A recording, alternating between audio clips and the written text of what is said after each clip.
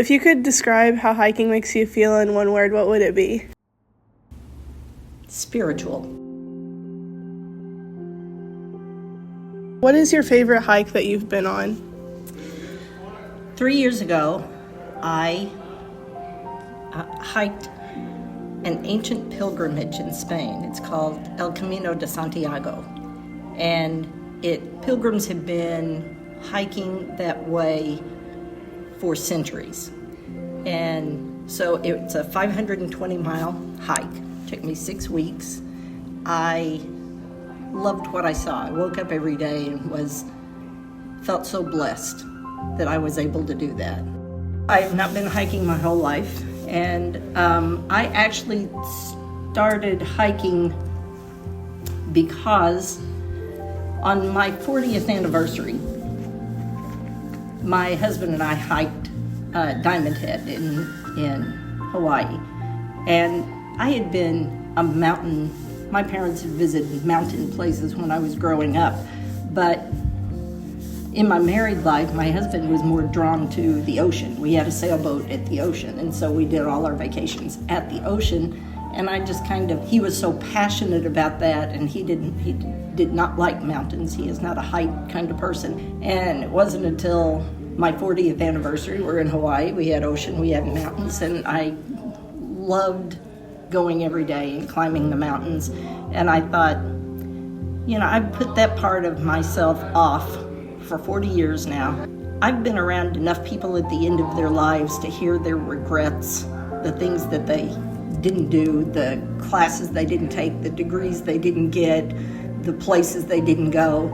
And I thought, that's a pretty heavy baggage to leave on somebody when you're gone. And so I talked to my husband and I said, I want to start hiking. I want to start backpacking. So you go hiking on your own a lot. Do you ever meet people that have had an impact on your life? Yes. In fact, on the Camino, let me tell you about this one man. There was a man named Paul that I met. He was hiking. He was from Colorado Springs, and he was hiking with his daughter.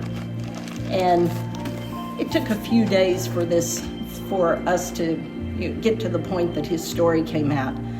But he, in the 80s, had been in the Air Force, and he had been in Baghdad, been deployed there several times. But his last deployment, he was on duty, on patrol at a guard station, and his time was up, and his replacement came. He didn't really know him, but they, exchanged nods and hellos, and he went back to his barracks and was on the phone with his wife about 5 minutes later, and he heard an explosion. And the guard at that station saw a car coming that was suspicious, and he ran to the car, and it exploded. It was a car bomb. And so he knew that he had been 5 minutes from not being there. And so since then, he had struggled with PTSD and survivor guilt. And the longer it went, the more real it became to him. So before he went, he spent the months before looking up the names of all the soldiers who had died in Iraq during the time that he was deployed there, feeling that he owed them because he made it and they didn't. And so and you pass churches all the time, in monasteries and cemeteries and all of that. And so every time he would pass one of those kind of places, a place of spiritual significance, he would take out a little card. Here's one. It says June 16th, 2004, and that's the day he read it. Would read the names of the soldiers who died in Iraq on that day, and leave that, in that chapel or in that place. Most of the places were Catholic, and so they had a row of candles, and he would leave it there so people could see it as they were lighting candles and praying. And sometimes the churches had bells, and he would go out and he would ring the bell for each one of these people.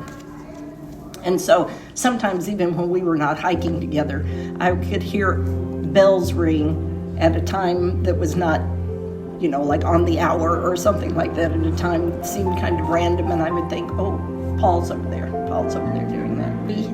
In the very last day, he gave me his last one, and he said, I would like for you to take this with you to your church and share it with your church people.